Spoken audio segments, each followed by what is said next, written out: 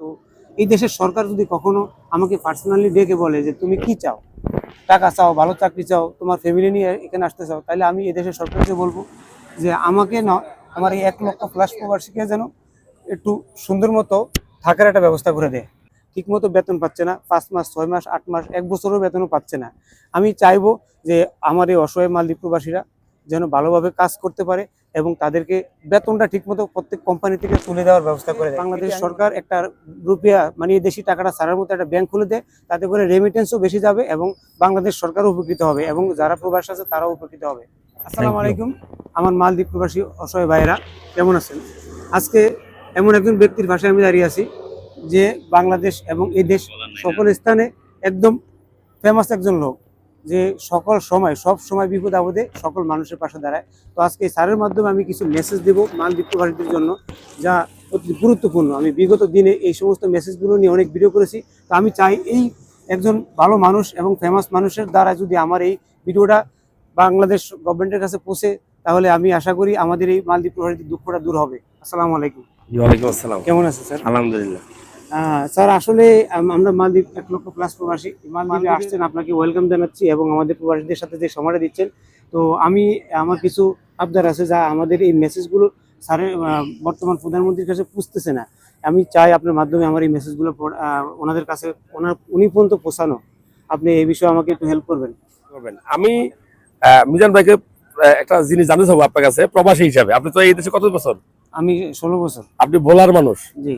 এই 16 বছরে এই যে যারা মালদ্বীপ প্রবাসী, তাদের মানে মনের চাওয়াটা বা দুঃখটা বা কষ্টটা কি?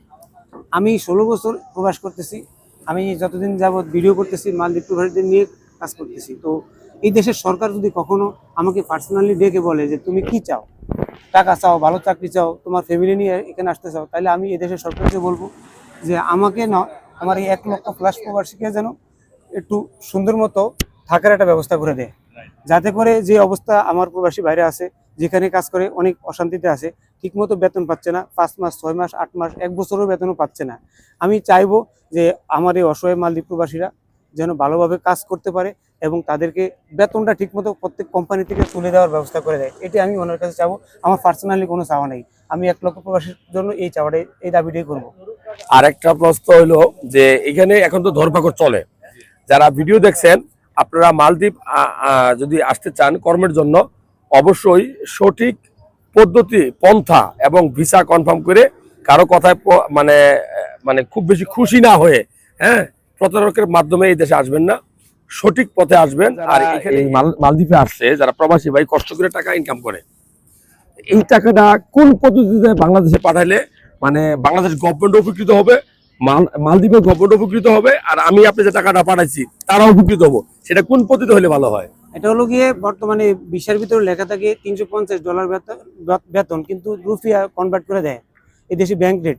আমি চাই এই দেশের সরকারও উপকৃত হোক, বাংলাদেশে যে রেমিটেন্সটা ঠিকমতো পুষতেছে না, বিভিন্নভাবে টাকাটা চলে যাচ্ছে, এই দেশের জন্য বাংলাদেশ থেকে বাংলাদেশ সরকার একটা রুপিয়া মানে এই দেশি টাকাটা ছাড়ার মতো একটা ব্যাংক খুলে দেয়, তাতে করে রেমিটেন্সও বেশি যাবে এবং বাংলাদেশ সরকারও উপকৃত হবে এবং যারা প্রবাসী আছে তারাও উপকৃত হবে। স্যার একজন ফেমাস মানুষ, ওনার মাধ্যমে এই ভিডিওটা যেন বাংলাদেশ সরকার, মালদ্বীপ প্রবাসী ভাই বোনেরা এটা শেয়ার করে দিবেন। অন্য দেশের তো প্রয়োজন নাই, এটা আমাদের নিজেদের প্রয়োজনে শেয়ার করবো। আর মালদ্বীপ প্রবাসী যারা আছে এরা শেয়ার করলে অন্যান্য প্রবাসী ভাইরা সাপোর্ট দিবেন ইনশাআল্লাহ। প্রবাসী ভাই একজন আরেকজনের হৃৎপিণ্ড, এটাই বাস্তবতা।